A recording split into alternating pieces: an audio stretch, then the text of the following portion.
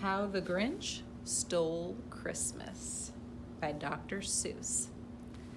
This is one of my favorite stories, and a lot of times kids go, "Oh, Mrs. Curtis, I've seen that movie before," and I just want you to know that yes, it's a movie, but it was a book before it was a movie. That's the case with every single movie, actually. Before they become a movie, they're a book first. All right. We're going to read one next week that did the same thing. It was a book first, and then the book was so good that they made it into a movie. And that's what this one's like. How the Grinch Stole Christmas. So this is the original story that Dr. Seuss wrote. Dr. Seuss is a wonderful author. We're going to be reading lots and lots of books by Dr. Seuss. How the Grinch Stole Christmas.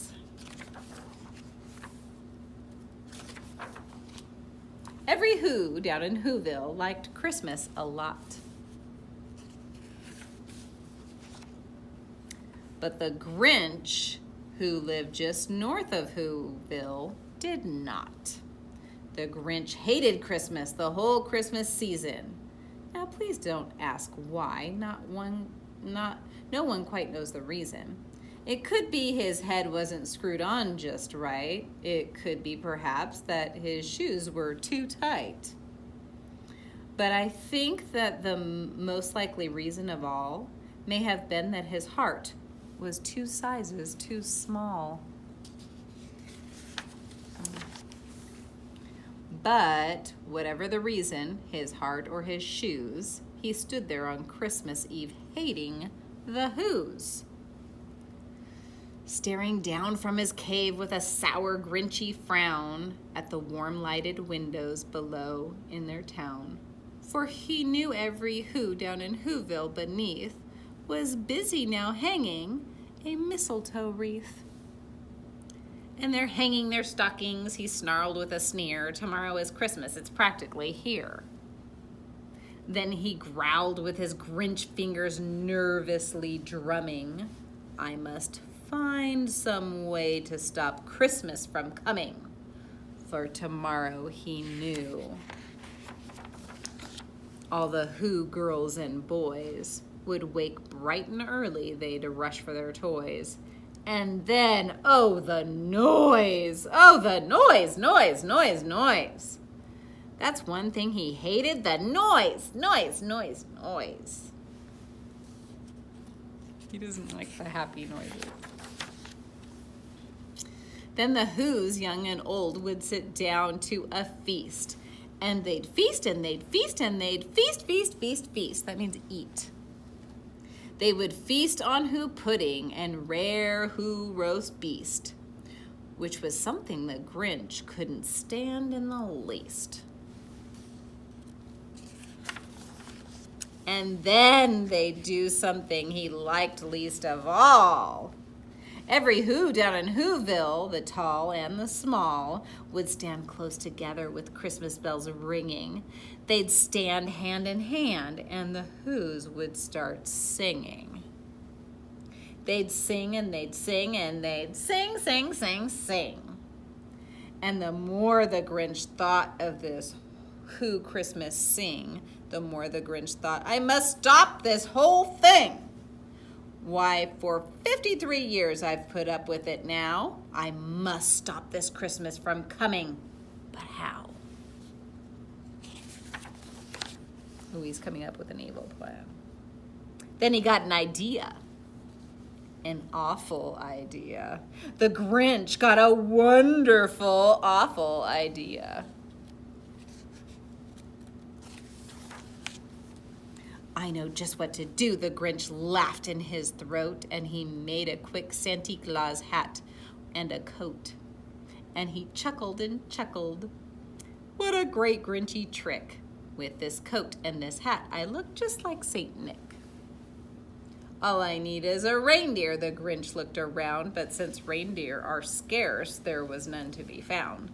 Did that stop the old Grinch? No. The Grinch simply said, if I can't find a reindeer, I'll make one instead. So he called his dog Max. Then he took some red thread and he tied a big horn on the top of his head. He turned his dog into a reindeer, kind of.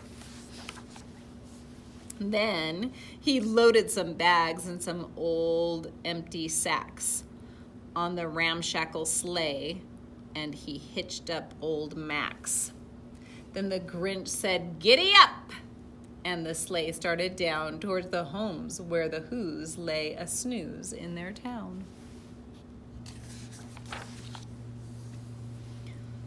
All their windows were dark. Quiet snow filled the air. All the Whos were all dreaming sweet dreams without care. When he came to the first little house on the square, "This is stop number 1, the old Grinchy Claus hissed, and he climbed to the roof, empty bags in his fist. Then he slid down the chimney, a rather tight pinch. But if Santa could do it, then so could the Grinch. He got stuck only once for a moment or two, then he stuck his head out of the fireplace flue, where the little Who stockings all hung in a row. "These stockings," he grinned, "are the first thing to go." So mean.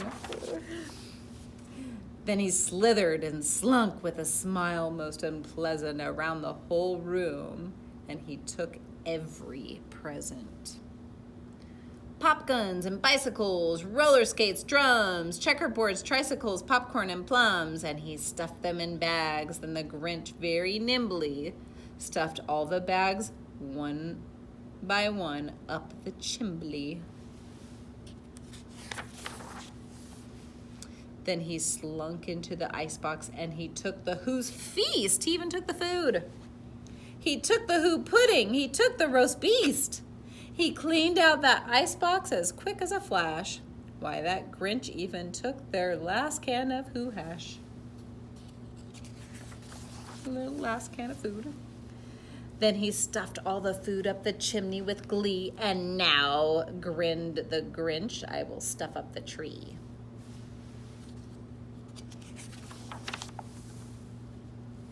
And the Grinch grabbed the tree and he started to shove when he heard a small sound like the coo of a dove.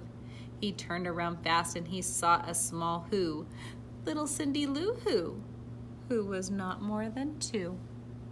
The Grinch had been caught by this tiny Who daughter, who'd got out of bed for a cup of cold water.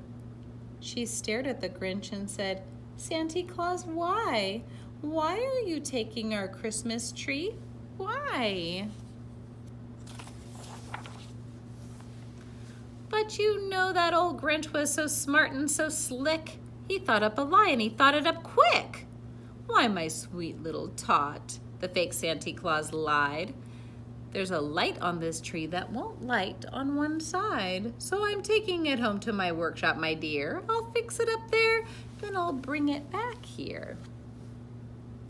And his fib, which is a lie, fooled the child. Then he patted her head and he got her a drink and he sent her to bed. And when Cindy Lou Who went to bed with her cup, he went to the chimney and stuffed the tree up.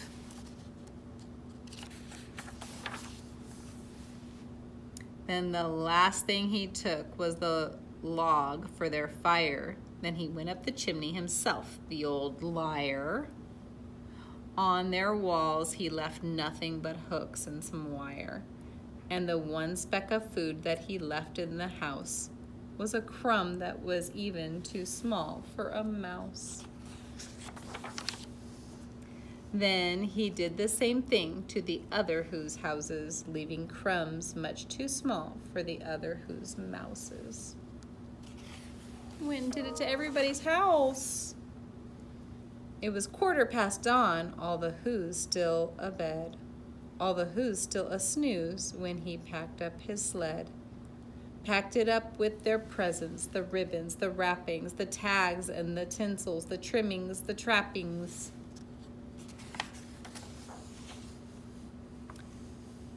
"3,000 feet up the side of Mount Crumpet," he rode with his load to the tip-top to dump it.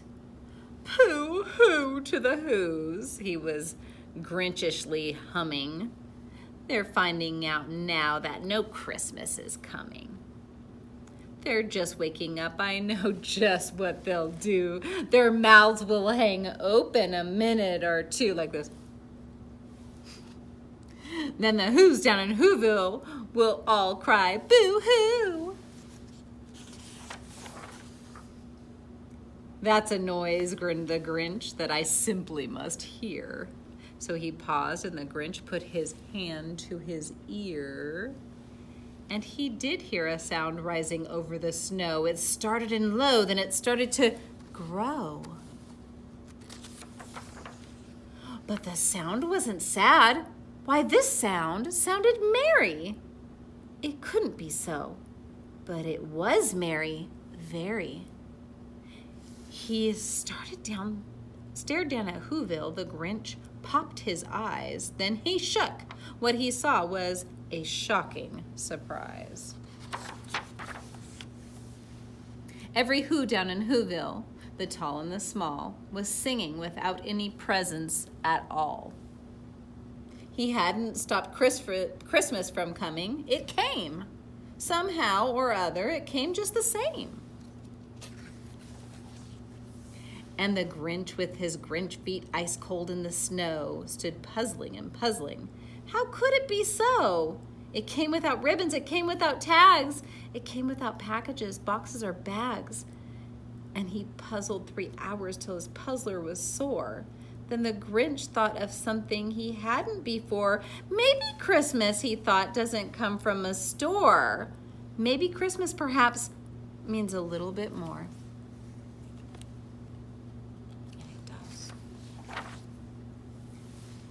And what happened then?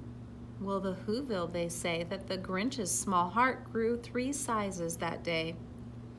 And the minute his heart didn't feel quite so tight, he whizzed with his load through the bright morning light, and he brought back the toys and the food for the feast. And he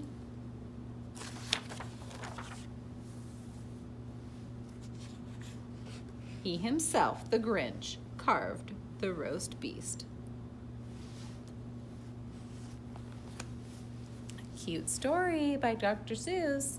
And it really is getting to the point, saying that Christmas is more than just presents, right? It's about being kind to each other. So you can be kind to other people without giving a present, right? Actually, that's probably what your parents want the most from you from Christmas, is just for you to be kind and caring and loving, right? Okay, so real or make-believe? It is make-believe. You can still learn things from make-believe stories, but it is make-believe. And the main character is really the Grinch. There's other ones like Cindy Lou Who, and maybe the dog also. All right, and then the setting is in Whoville,